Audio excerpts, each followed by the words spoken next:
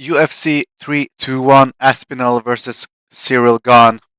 Predictions. Now, we've done well the past few weeks. Very well. You can go back and look at them. We usually get most of them right. Before we start, please subscribe to the channel and like the video if it helped you out because you're saving a lot of time and I'm spending my time helping you, I guess. So let's start with I'm going to skip the women's fights because they're 50-50 anyways. So we're going to go to the first fight of the card, Azat Maksum versus Mitch Raposo. We're going to start with Azat Maksum. Now, this is a flyweight fight. You have this guy from Kazakhstan who was on a 14 fight win streak, 13 fight win streak before he entered the UFC. Then he beat Tyson Nam by split decision. You know, Tyson Nam, if you didn't know, he's like 50, uh, 21-3, and he beat him by split decision. So, not so good. Lost against Charles Johnson, who's a very good guy, a tough cookie. And he lost against Tagir Olambekov as well by decision. I can't say I'm hugely impressed by this guy. I'm not. But he's fighting Mitch Raposo, who is a few years younger, fighting out of the US, who also, Maksum has won in the UFC. This guy hasn't won in the UFC. He lost against Jake Hadley on the Contender Series a few years ago. Won on the regional scene a few times. Then he lost 2 split decisions against not so good opponents. Now let's see who he trains with. He trains with Jorgen Castro, who is a journeyman, and he doesn't train with anyone good either. Now, I think Azat Maksum of the two of them is more skilled, and he has more experience. He's better record, and he has more UFC experience. So yeah, I'm going with Azat Maksum to win this, probably by decision. I can't see anything. These are two like decision fighters, so this is probably going the distance. Um, Now I don't bet myself, but if I was to bet, I would say probably over 1.5 or 2.5 is the safest bet. Or you should go Azat Maksum by decision. I don't know the odds, but that would be a good one, I think. Next fight is Chris Barnett versus Hamdy Abdelwahab. Now this is the craziest fight. Two absolute top tier athletes in the shape of their lives coming into this one. These are like the epitome of this sport in terms of physique, at least. Now we're gonna start with Chris Barnett first. He is 23-9. He is almost 40 years old, and he almost weighs 400 kilos. Um, this guy, if you don't know, this is the guy who did like a front flip. He's a meme in the UFC, and he he he's kind of shit. But I feel kind of bad for him. I don't want to go into details, but if you know, you know. I think he lost his wife or something. Like, if you look at all these cancelled fights, somewhere around here, I think that happened. Uh, he's had 4 cancelled fights since 2022, and he fought one time against Kennedy and against Kennedy, and he lost by strikes. This guy is not. He is not in his prime, to say the least. He's fought one time in 3 years, and he lost by finish.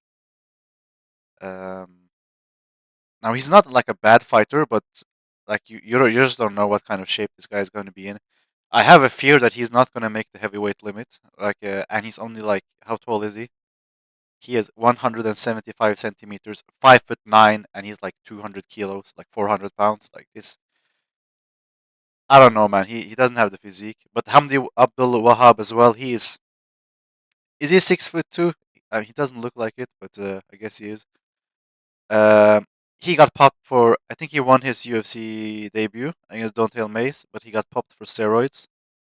And then when he came back, he beat Jamal Pokes by split decision, and then he lost to Muhammad Usman. Man, both these guys are shit, and this guy is not on steroids anymore, so I don't know like what kind of shape he's gonna be in. Um, so you have one guy who's fought one time in like 5 years, and then you have a guy who popped for steroids, even though he's fat. But I think he has some Olympic. I think he made like the Olympic team, wrestling team of. Man, this fight is shit. Honestly, it's so bad. I'm gonna go with Hamdy Abdelwahab. This is gonna go to a decision. It could be a split decision either way, or one of them. I have a feeling also that one of them could give up due to exhaustion. What's it called? Like when you get tired, exhaustion. So I don't even know, man. Like this is such a shitty fight. But I'm gonna go with I'm just gonna go with Hamdi Abdul Wahab. I think he's gonna win, maybe, but or maybe he's gonna gas out in the first 10 seconds. But I don't even know.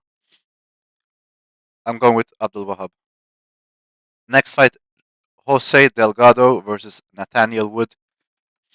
Nathaniel Wood is notorious for being robbed in decisions, or maybe not notorious, but he's known.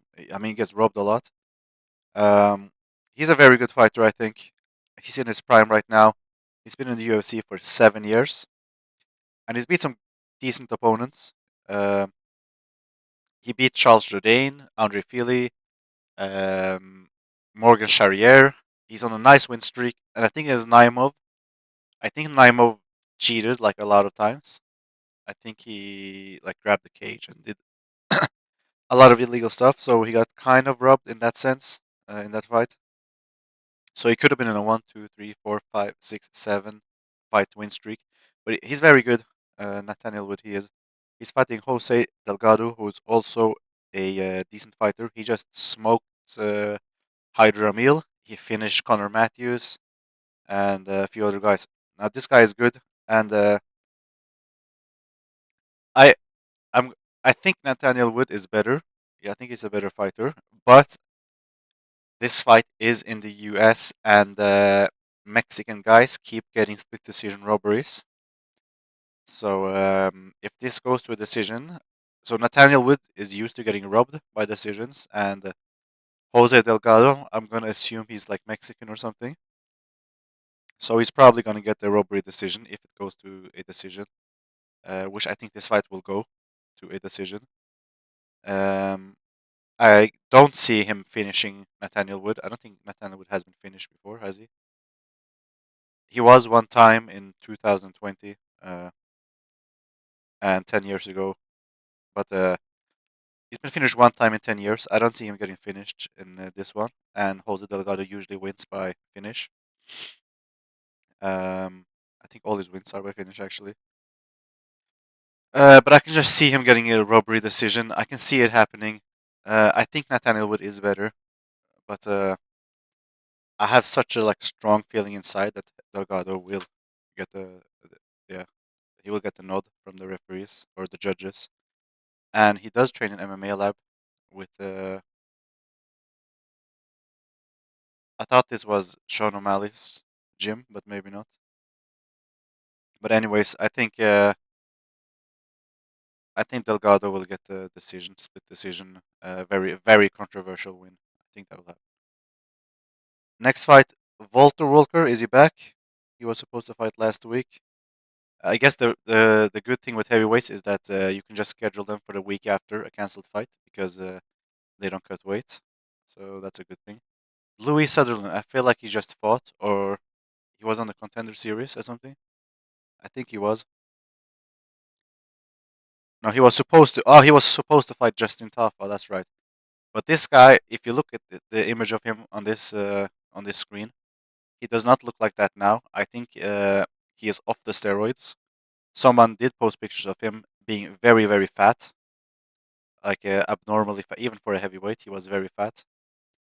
And he last weighed in at 265.9 pounds, which is the absolute maximum you can weigh in as a heavyweight. And he's off the steroids now, so allegedly. So don't expect this guy to be in any sort of shape at all. I don't think he's going to be. I think this guy was an underdog against Justin Tafa, and I think Walter Welker was way better. The clean monster as well.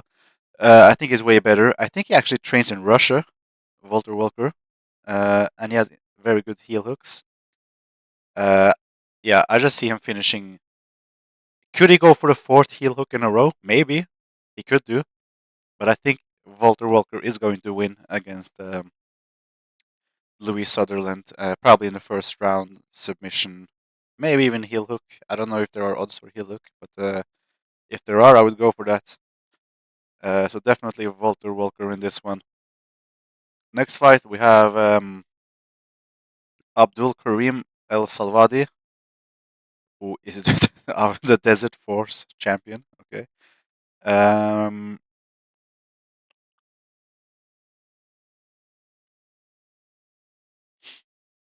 you know,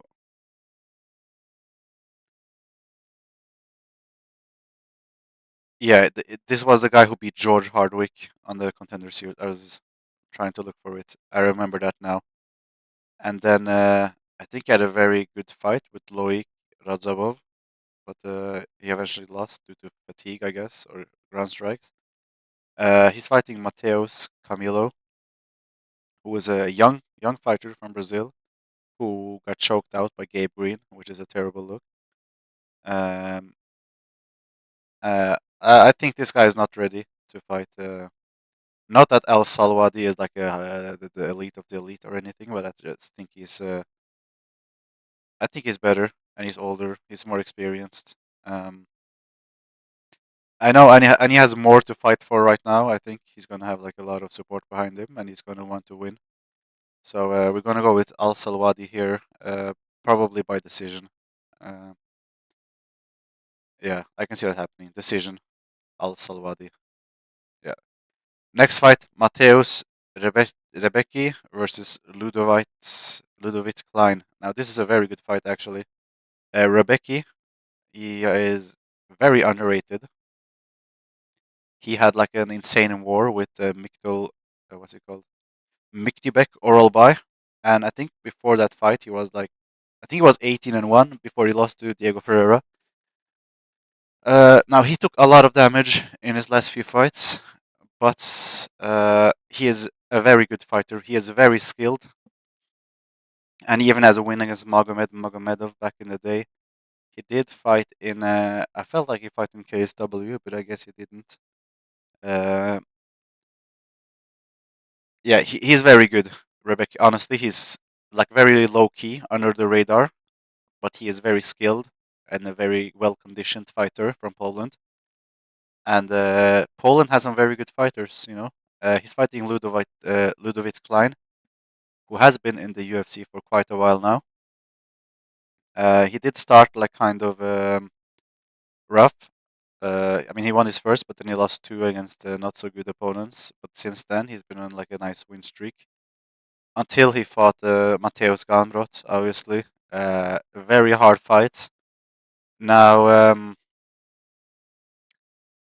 the important thing here is if Rebecki trains with Gamrot in Poland. I'm assuming they probably do. Uh, can you see it? Whoa. Um, it doesn't say actually. Uh, but yeah, I think Rebecki is more well-rounded, and this is a very good fight for like the top 20 area in the lightweight rankings. Um, it's a hard fight to predict. Both are like decent fighters, but I think Rebecki is a bit better than Ludovit Klein. So I think Rebecki is gonna win this one. I just think he has more to offer. So going with Mateusz Rebecki here, is he the favorite? Can we see? Ah, it's even fight. Makes sense. Uh, Ikram Aliskerov versus Young Park. Is this the Iron Turtle? It is. I mean, did he win his last fight? I felt like he lost not so long ago. Didn't he just lose? Maybe he won. I mean, I felt like this guy was another Korean, maybe. But yeah, he's a very good fighter. Uh, he's a very good fighter, actually. Very underrated. So in the UFC, his record is 1, 2, 3, 4, 5, 6, 7, 8, 9, 10, 11. He's 9-2 in the UFC, which is very, very good. He lost against Anthony Hernandez, who is like a top middleweight contender, and he lost against Gregory Rodriguez, which wasn't the best loss. I mean, but he has some decent wins in the UFC. I mean, it's mostly against old Russian guys. But man, he's very good. But honestly, Ikram Aliskerov, he is like, I think he's top 5 in the division. I know he lost a fight or two. He lost against Whitaker by knockout, which was not good. But it was short notice. People don't talk about it, but it was short notice for Aliskerov. I think he took that fight on like a week's notice or something, or very short notice. I think it was Hamzat who was supposed to fight him. And does it say on the official page when it was announced? Uh, Maybe it doesn't, but it was very short notice. He did get finished, but he came back and he finished Andre Muniz. He destroyed everyone else in the UFC, and his only other loss in his career is against Hamzat Chimaev. Uh, was that the first round? I felt like it was the third round he got knocked out, but okay. I guess he's a bit chinny, maybe, but I don't think Young Park is the one to chin him again. He doesn't really chin people. I think in every other area, I think Ikram Aliskerov is better. Um, Against like a incredible KO artist, I would not favor him maybe, but in this fight I will, and I'm gonna go with Ikram Aliskerov to win this one. Next fight we have Nasrat Haqparast versus Quillan Salkilld. Now Quillan Salkilld is taking this fight on very short notice. I think it's only a few days. I almost spilled my drink, but mm, I think because of the short notice, I think I'm going to favorite Nasrat Haqparast because Quillan Salkilld is very good. I was very impressed with his last win against Yanala Shmuz, and obviously he knocked out Anshul Jibli. Um, so he beat an Indian and an Israeli back to back. Um, some people will probably be happy with that, but it's too short notice. I think. I don't think. When you take a fight on like 3 days' notice, it feels good. You're getting like an unexpected paycheck. But when you're fighting someone like Nasrat Akbaras, who's been in the UFC for like 8 years at this point, I don't think he's going to be very well conditioned. I don't think it's smart to take these fights. Uh, and he is fighting. I think he's fighting with TriStar in Canada, who just had a big win with Ayman Zahabi, and obviously Firas Zahabi is the coach there. He's going to be well conditioned. He's going to have now those guys usually win by game plan, and they're not going to have like a great game plan or time to figure out a great game plan against Quillan and Salkilld. But yeah, I don't think. Yeah, I just think he's going to win. He's better. He's very good coached, and he's just more prepared for this one. If it was a full camp, maybe I would lean the other way, but I'm going with Nasrat Akbarast in this one. He just has all the advantages for this fight. Next fight is now a lot of great fights. Alexander Rakic versus Azamat Mirzakhanov. Rakic is very good. Low kicks. I mean, his record does him no justice. He has 3 losses in a row. It looks a lot worse than it is. Obviously, I think he broke his leg against Blahovic. Um, then he got finished by Yuri. Even he had a very good first round, but then Yuri did Yuri, and then he lost a clear decision to Magomed Ankalaev. So 3 champions he lost to. Um, if you look at his last 6 fights, one, two, three, four, five, six, all of them have been either champions or fought for championships. So very high level opponents. Uh, he's fighting Azamat Mirzakhanov, who is a bit on the older side. He is 36. Um, he's beat some guys in the UFC here and there. Dustin Jacoby, probably his best win. Um, I know he's undefeated, but and he did beat Andre Muniz like 10 years ago. Okay, but I think Rakic is better. He's gonna fight for his life here because if he loses this fight, he's out of the UFC, and I think he's too good to not be in the UFC. So I feel like he will really, really put on a showcase performance here. He will give everything he has to win this fight, and I think he will pull it off. I'm going with Aleksandar Rakic in this one. I think he's gonna win, and he's a favorite as well. Yeah, maybe. Yeah, very good fight. Anyways, mm, now we have Alexander Volkov versus Jailton Almeida. Volkov is very skilled. He's huge. I think he's the tallest fighter in the UFC. He's over 2 meters tall. Um, I think he got brutally robbed against Cyril Gane. He won that fight, in my opinion, and he should have been fighting for the title right now. Um, and before that, I mean, he won. He clearly beat Sergey Pavlovich, who for a long time was the most dangerous guy in the division. He easily beat him, very easily. He did what he wanted. He easily beat Taito Ivasa. He finished Romanov by submission. He finished Jairzinho Rosenstruik.